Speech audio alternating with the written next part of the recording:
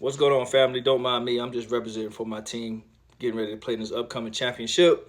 Always excited to see my guys play. So listen, I want to make a video encouraging any independent contractor or a W-2 employee that is dealing with these two topics. Number one topic, following advice from successful people on social media. And number two topic, when you know it's time to leave a job and how to move on without fear. So let's deal with the first one.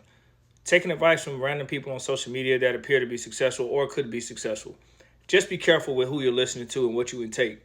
A lot of these people's values really don't align with yours. When you hear people talk stuff about how they've made so much money and how they've been successful and how they're independently, economically free, and they're showing all the good stuff, then these are the same people in private, not on social media, but in their private life, complaining about how they can't have a stable relationship or how they can't attract someone to build with. How they're tired of being by themselves and there's no good person out here to, build with. They're complaining about their health, deteriorating. And yet they don't have time to go to the gym because they're not making time. They're not eating properly with their diet.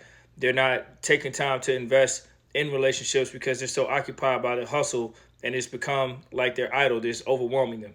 So when you got these type of people pouring into you and that's not your everyday life and you prioritize those things, is it better to be struggling and happy, or is it better to be financially free and struggling with depression?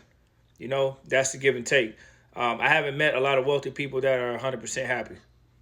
I don't meet humans in general that are 100% happy. So the facade that's portrayed out there on social media, just understand that there's more to the pie that they're showing you. Keep that in mind. Now, second topic. Leaving your job. How do you know if it's the right move, and how do you overcome the fear of starting in a new career? You know it's the right move because you're applying because your current job is lacking something.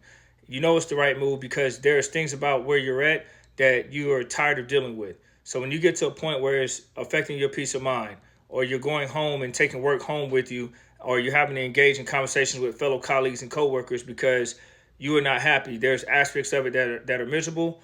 You haven't gotten that raise in forever, or small increments of raises that's not on par with market, value to keep up with the lifestyle you're living. Yeah, it's time to go, and don't feel bad, and don't look back and regret. Look back in progress. And what I mean by that is look back to see where you're coming from to where you're going, so you'll stay humble as you get blessed, but don't look back and regret. And you can overcome the fear of transitioning to a new job by simply embracing the change.